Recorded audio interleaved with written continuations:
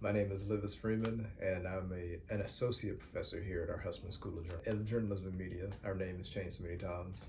I also own a public relations company I've had for, getting old, 21 years now. I've taught over a dozen different courses here at UNC, from sports communication to diversity in media to ad PR research to media ethics, a lot of classes.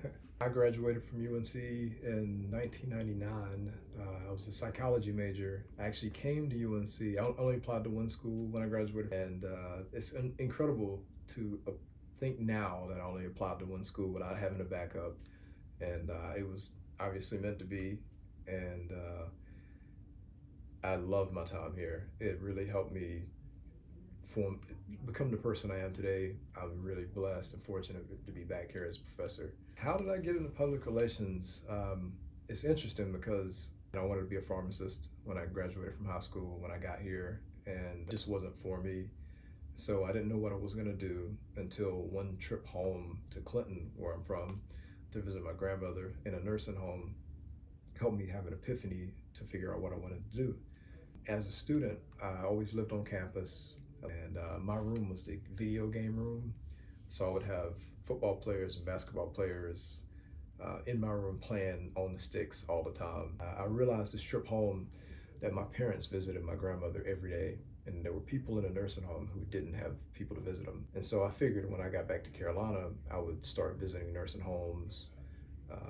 And then because I was such good friends with the football and basketball team, I decided that if I brought those guys with me, that people would much rather like to see them than me. And when we finished, all the guys kind of came to me afterwards saying, when are we going to do another event? And it blew me away that they wanted to do it as much as I wanted them to do it. And along the way doing it, I reached out to the media and athletic department, and they all helped spread the word. And so I started doing PR then, and I didn't know what it was.